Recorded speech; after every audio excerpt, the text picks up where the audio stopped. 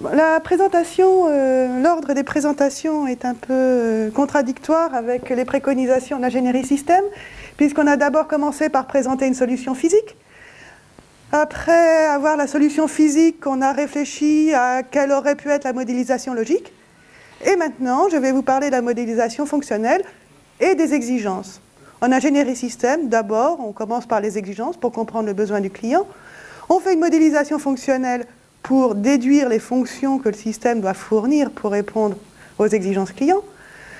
Cela fait une modélisation logique pour savoir comment regrouper ces fonctions pour gérer la sous-traitance en fonction de sa stratégie d'acquisition.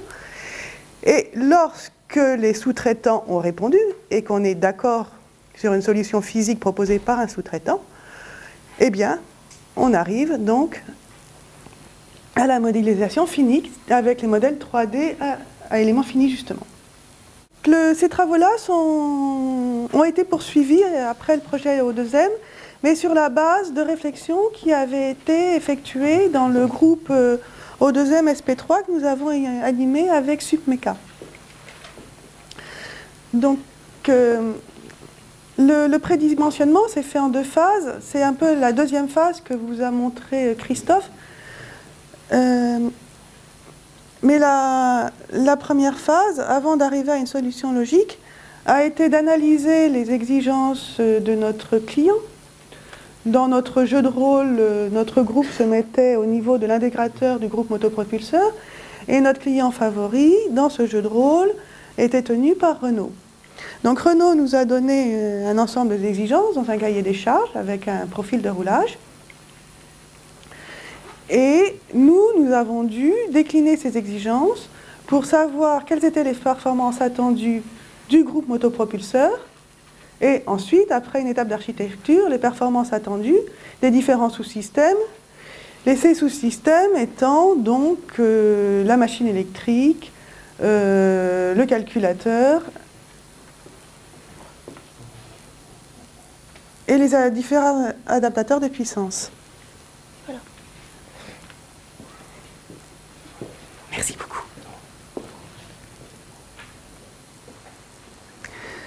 Donc pour ce faire, pour passer déjà des exigences clients aux premières contraintes dimensionnantes sur le groupe motopropulseur électrique, on a dû utiliser des simulations acausales, mais de grains plus gros que ceux qui vous ont été présentés donc, dans la présentation de Christophe.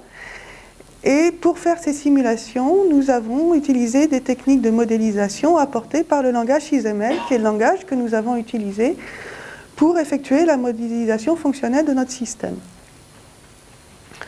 Donc les objectifs du groupe de travail au deuxième des SP3, c'était définir une méthodologie de prédimensionnement multidomaine outillé.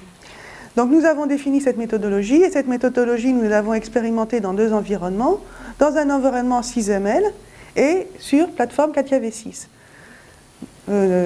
Cette présentation traite de résultats dans l'environnement 1 6ML. Donc quel était le problème que nous avions d'abord à traiter?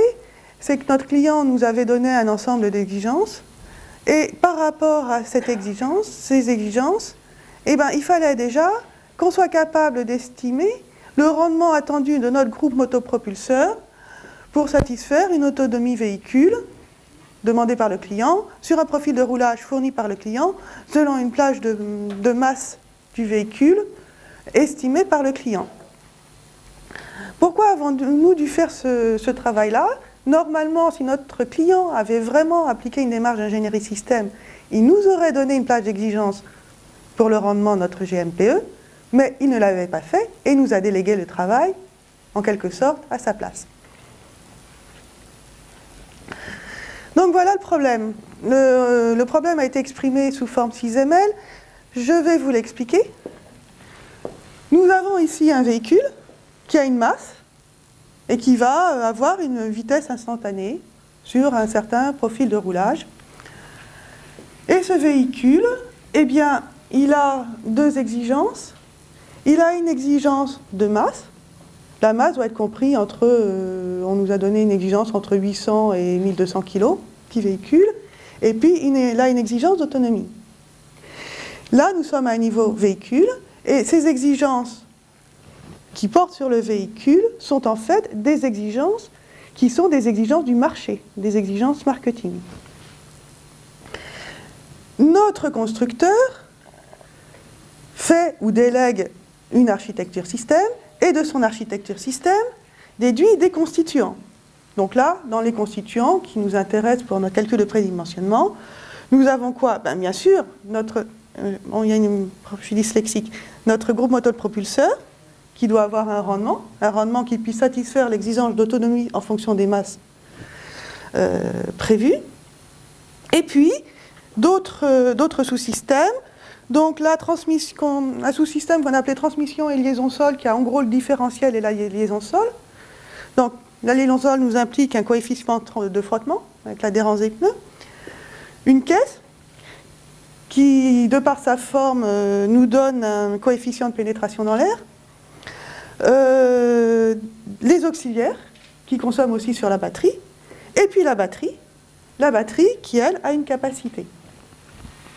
Vous voyez que sur cette planche, il y a des éléments bleus et des éléments verts. Les éléments verts, ce sont des sous-systèmes qu'on imagine réutilisables et qui, eux, ont déjà des coefficients, enfin des valeurs qui auraient été dimensionnées, qu'on a récupérées d'une expérience passée. Les systèmes bleus, c'est ceux qu'il faut absolument prédimensionner. Donc voilà les hypothèses que nous avions. Et la pente et la vitesse instantanée nous étaient fournies par le même profil de roulage que celui utilisé par Christophe, je pense. Alors ça, c'était pour les données. Maintenant, quels sont les calculs impliqués dans l'estimation de l'autonomie du GMPE?